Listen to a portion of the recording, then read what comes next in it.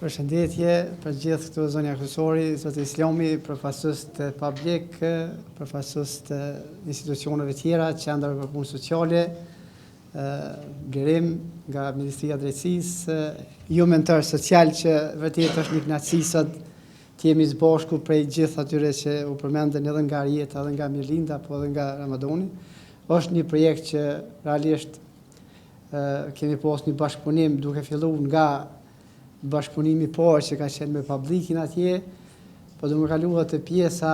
asaj që u tha që qëndrueshmëria dhe qasja institucionale në aspektin e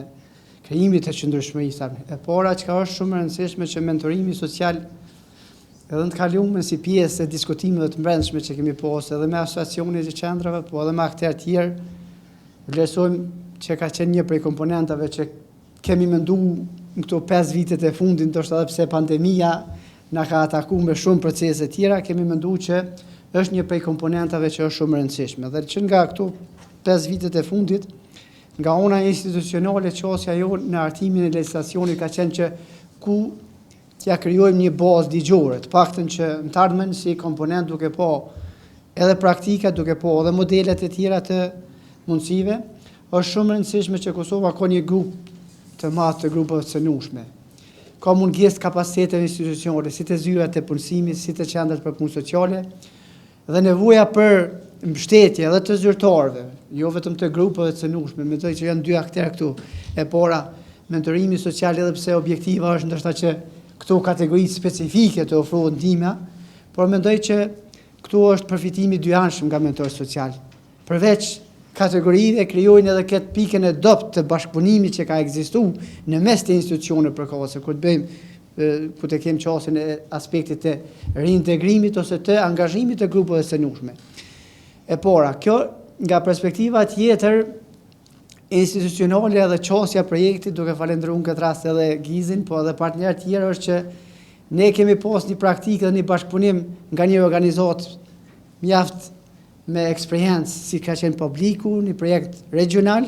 dhe kemi shkuar në drejtim të një mundësie në nivel lokal. Edhe kjo është një diçka e rëndësi që po shkon në drejtim. Por a jemi afër te qëndrueshmëria? Mendoj se jemi në gjysmën e rrugës tash.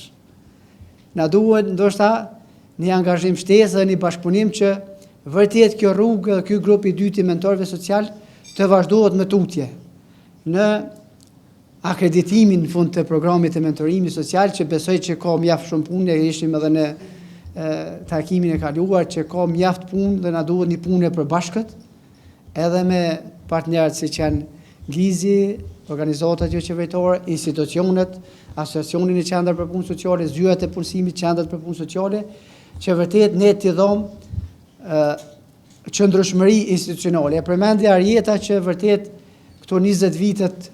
shumë projekte realisht janë realizuar dhe janë implementuar. Nga perspektiva jonë institucionale, si nivel lokal, si nivel qendror, kemi qenë që ka qenë një lloj infuzioni dhe ka mbajt këtë koordinimin edhe në mes nivelit qendror, edhe institucioneve dhe nivelit lokal, derisa kanë ekzistuar projekte. Në momentin kur projekti ka përfunduar, ka pas një stagnim, ose në fund ka dështuar edhe ajo iniciative e cila është filluar. Kështu që shpresoj që nga ky projekt ose nga kjo iniciativë për mentorimin social, ne kemi thonë që mentorët social si grupi juaj ndoshta kanë një specifik caktuar, por kërkesa për mentor social në fushën edhe të shërbimeve sociale, edhe të shërbimeve të punësimit, besoj që